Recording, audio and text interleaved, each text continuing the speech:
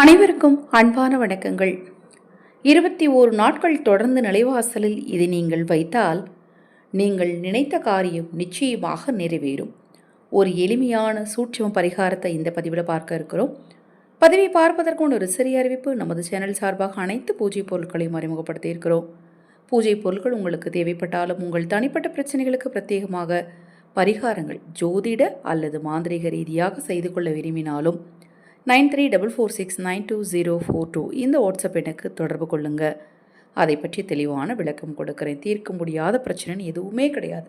திருமண தடையாக இருந்தாலும் சரி, குழந்தைகள் சொல் பேச்சு கேட்டு நடக்கலைங்க, குடும்பத்தில் நிம்மதி இல்லை, கணவன் மனைவி பிரச்சனை, தீராத கடன் பிரச்சனை, கொடுத்த பணம் திரும்பி வரல, எங்கள் வீட்டில் ஏதேனும் தீய சக்திகளின் பாதிப்பு இருக்கும்னு நினைக்கிறோம், கந்திஷ்டி தோஷங்களால் கஷ்டப்படுறோம், வீட்டில் எப்போ பார்த்தாலும் ஒரே செலவாகுதுன்னு என்ன பிரச்சனையாக இருந்தாலும் சரி, பிரத்யேகமாக கண்டிப்பாக சீக்கிரமாகவே பலன் தரக்கூடிய பரிகாரங்களை உங்களுக்கு செய்து தர்றோம்.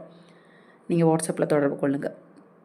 இந்த 21 நாட்கள் ரொம்பலாம் நீங்கள் செலவு பண்ண வேண்டியதில்லை. 21 வெத்தலை வாங்க போகிறீங்க.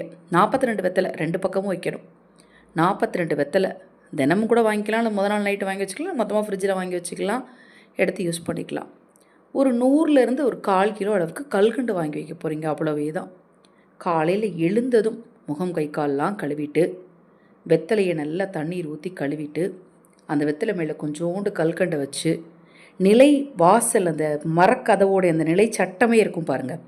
அதாவது படியிலையோ அல்லது நீங்கள் போட்டிருக்க கிரானைட் கல்லுலையோ அதிலலாம் வைக்கக்கூடாது. கதவோட நிலை சட்டம் மரத்தில் செஞ்சது இருக்கும் பாருங்கள். அதோடைய 2 கார்னர்லேயும் வெத்தலை மேலே கல்கண்டை வச்சு வச்சிடணும்.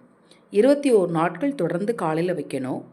மறுநாள் காலையில் அதை எடுத்து அப்படியே எறும்புகளுக்கு உணவாக போட்டு திரும்பி ஃப்ரெஷ்ஷாக வைக்கணும். இவ்வளவே தான். இதை நீங்கள் 21 நாள் செஞ்சு பாருங்கள். தடைப்பட்ட காரியங்கள் நிச்சயமாக நடக்கும். ரொம்ப அவசியம் முயற்சியும் நம்பிக்கையும். ஏன்னா நீங்கள் முயற்சி செய்துட்டு இருக்கக்கூடிய விஷயம் தான் நடக்கணும். டெய்லி செஞ்சுட்டேங்க, எந்த முயற்சியும் செய்யலை அப்படின்னா எதுவுமே நடக்காது. முயற்சியோடு செஞ்சு பரிகாரங்களும் செய்யுங்க, கண்டிப்பாக நல்லது நடக்கும். இப்போ நான் சொன்ன பதிவில் உங்களுக்கு ஏதாவது சந்தேகம் இருந்தாலும் வாட்ஸ்அப்பில் கேளுங்க.